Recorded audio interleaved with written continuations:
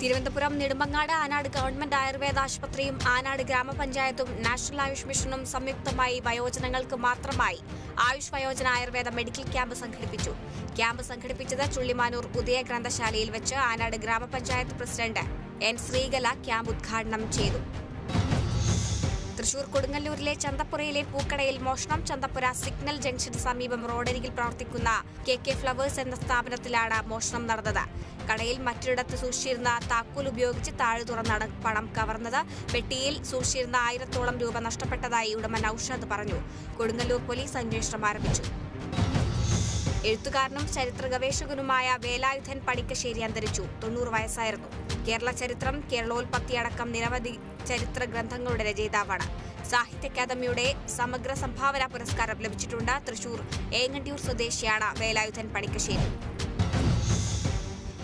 മുംബൈ മുൻ city police മേധാവി സഞ്ജയ് പാണ്ഡെ കോൺഗ്രസിൽ ചേർന്നു. 2022 കാലയളവിലാണ് സഞ്ജയ് പാണ്ഡെ മുംബൈ പോലീസ് മേധാവിയായത്. നവംബറിൽ നടക്കുന്ന നിയമസഭാ തെരഞ്ഞെടുപ്പിൽ സഞ്ജയ് പാണ്ഡെ മത്സരിക്കും.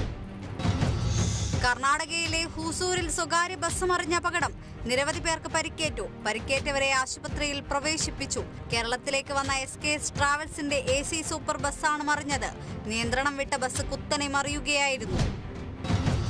പാലക്കാട് വിളയോടിൽ പാലുമായി എത്തിയ ടാങ്കർ ലോറിയും ബൈക്കും കൂട്ടിയിടിച്ച് സുരക്ഷാ ജീവനക്കാരൻ മരിച്ചു. മരിച്ചത് കല്യാണപ്പേട്ട സ്വദേശി ഗോപിനാഥൻ. റോഡിലേക്ക് തെറിച്ചു വീണ ഗോപിനാഥന്റെ ശരീരത്തിലൂടെ ടാങ്കറിന്റെ ചക്രങ്ങൾ കയറിയിറങ്ങി. ചിറ്റൂരിലെ സ്വകാര്യ ബാങ്കിലെ സുരക്ഷാ ജീവനക്കാരനായ ഗോപിനാഥൻ ജോലി കഴിഞ്ഞ് വീട്ടിലേക്ക് മടങ്ങുമ്പോഴായിരുന്നു അപകടം.